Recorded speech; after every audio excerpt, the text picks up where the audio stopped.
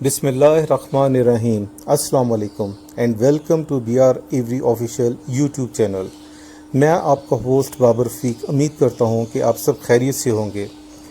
جیسا کہ آپ جانتے ہیں کہ اکتوبر کا مہینہ آتے ہی لو برڈ بریڈنگ کا سیزن کا آغاز ہو جاتا ہے. بہت سارے نیو فینسیئرز اس فیلڈ کو جوائن کر رہے ہیں، لیکن ان کے پاس وہ ریکوزٹ نالج نہیں ہے کہ اپنے برڈ کو وہ کیسے بریڈ کروائیں اور ایک اچھی پروڈکشن حاصل کریں. اسی چیز کو مد نظر رکھتے ہوئے میں نے آج کا ولاگ ڈیزائن کیا ہے، جس کا سبجیکٹ ہے master the art of breeding 10 expert tips for season 23-24. Viewers, اب میں آپ کا زیادہ وقت نہیں لوں گا اور اپنی ویڈیو سٹارٹ کرتے ہیں. جو پہلا ٹپ ہے وہ ہے برڈ کی ایج. یوزلی جو لو برڈز ہیں وہ 1 سال سے لے کے 5 سال تک بریڈ کرتے ہیں.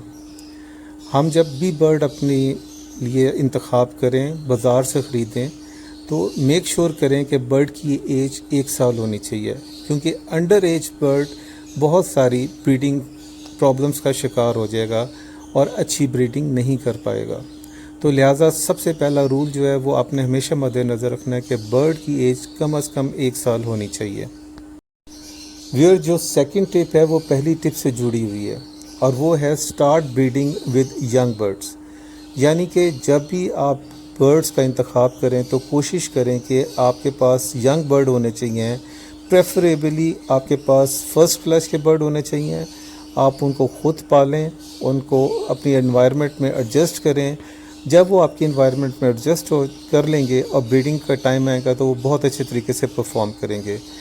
بریڈنگ سے پہلے مارکیٹ سے برڈ خریدنا اور بریڈر پیئر لینا بالکل ریکمینڈیڈ نہیں ہے، کیونکہ آپ خود اندازہ کر لیں کہ کون چاہے گا کہ اپنا اچھا بریڈر پیئر بریڈنگ سے پہلے مارکیٹ میں بیچ دے. نارملی بریڈر پیئر جو کہ مارکیٹ میں اویلیبل ہوتے ہیں اس ٹائم پہ، یا تو ان کے رزلٹ اچھے نہیں ہوتے، یا پھر وہ میوٹیشن وائز اپنی فائنینشیل مارکیٹ لوز کر چکے ہوتے ہیں. تو یہ رول بہت امپورٹنٹ ہے جس کو آپ نے مد نظر رکھنا ہے. تھرڈ ٹپ اس سلسلے کی ہے ڈو ناٹ پیئر سبلنگ، یعنی کہ بہن بھائیوں کو پیئر نہیں کرنا. ایسا کرنے سے میوٹیشن ویک ہوتی ہے، برڈ کا امیون سسٹم کمزور پڑ جاتا ہے، اور جو بچے ہوتے ہیں ان کی عمر چھوٹی ہو جاتی ہے. اور سب سے بڑا نقصان جو ہوتا ہے وہ یہ ہوتا ہے کہ ان کی جینز خراب ہو جاتی ہیں، جو کہ جب آپ کو نیکسٹ جنریشن میں آپ جائیں گے تو وہ ہائیبرڈ برڈ کی طرف چلے جائیں گے، اور آپ کا اچھی میوٹیشن جو ہے وہ اپنا کنٹینیوٹی کو برقرار نہیں رکھ سکتی. اس سلسلے کی چوتھی ٹپ ہے gender of the bird to be confirm. مطلب کہ آپ کو پتہ ہونا چاہیے کہ آپ کے برڈ میں میل اور فیمیل کون سا ہے. اس کا نقصان کیا ہو سکتا ہے؟ اگر آپ کو ان کا نہیں پتہ ہوگا تو کافی عرصے تک جب آپ کا برڈ بریڈ نہیں کرے گا تو آپ کو ایک کلچ ضائع ہو جائے گا، اور ایک سے زیادہ بھی کلچ ضائع ہو سکتے ہیں. ہمارے پاس روایتی طور پہ لوگ یا تو سٹانس کو دے کے برڈ کو کنفرم کرتے ہیں میل یا فیمیل، یا جوڑ کا ٹیسٹ کر کے کرتے ہیں، جو کہ بالکل ریکمینڈیڈ نہیں ہے. آپ ڈی این اے کروائیے، 500 روپے میں ڈی این اے ہو جاتا ہے. اس کا فائدہ یہ ہے کہ آپ کو آسانی سے پتہ چل جائے گا کہ آپ کا پیئر پراپر پیئر ہے. ایک اور طریقہ بھی ہے جس سے آپ اپنے پیئر کو کنفرم کر سکتے ہیں کہ اگر آپ کی فیمیل 8 یا 8 سے زیادہ انڈے دیں گی تو آپ کو یہ پتہ لگ جانا چاہیے کہ آپ کے پاس دونوں فیمیل ہیں، یا اگر دونوں انڈے نہیں دے رہی تو اس کا مطلب ہے وہ دونوں میل ہیں.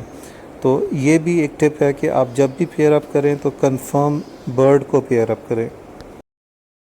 اگلی ٹپ ہے کہ آپ کا پیئر کو باؤنڈ ہونا چاہیے.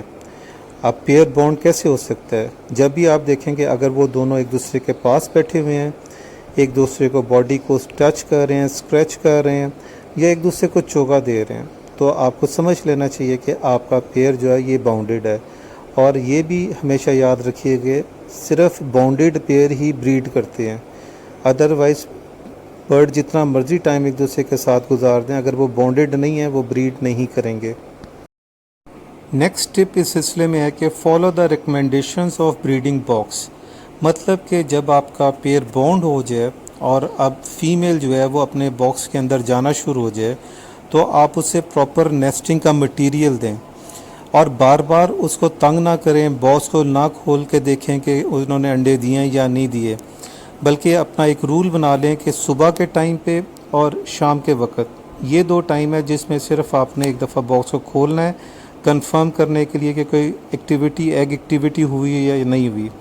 ادروائز اس کے بغیر آپ نے پورا دن گزارنا ہے، بیکاز کہ جب آپ بار بار اس کا باکس کو کھولیں گے تو فیمیل ڈسٹرب ہوگی، اور جب وہ فیمیل ڈسٹرب ہوگی تو ایز اے فیئر وہ انڈے دینا لے کرنا بھی چھوڑ دے گی.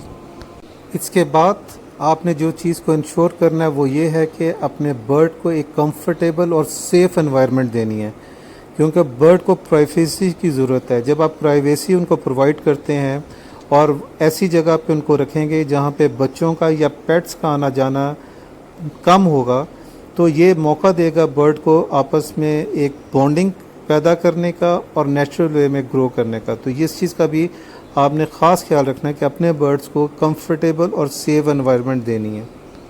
بریڈنگ کے سلسلے میں جو 8واں ٹپ ہے وہ ہے کہ فالو ریگولیشن آف کیج، یعنی آپ کو پتہ ہونا چاہیے کہ کیج کی ڈائمینشن کیا ہے. کیج کا سائز ویری کر سکتا ہے، زیادہ بڑا سائز بھی ہو سکتا ہے، لیکن جو منیمم لیول آف سائز ہے وہ 18x18x18 ہے، لائک 1.5 فٹ چوڑا، 1.5 فٹ اونچا اور 1.5 فٹ لمبا.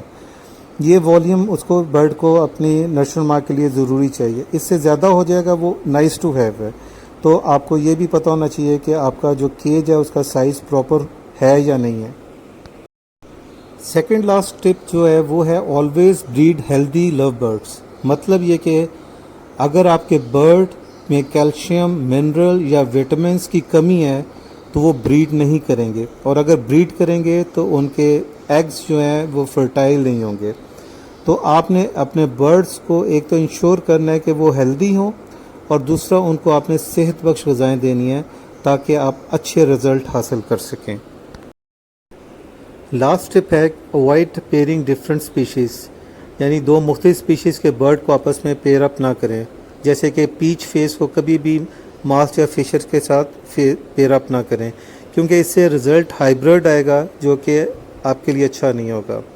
اور آخر میں ایک اور چیز کا خیال رکھیے گا کہ ہیو اے پیشنس، کیونکہ patience is key in the success of breeding the love birds. میں امید کرتا ہوں کہ آپ کو میری یہ ویڈیو پسند آئی ہوگی اور اس میں سے آپ ضروری ہدایت پہ عمل کریں گے. اپنا بہت سارا خیال رکھیے گا. اللہ حافظ.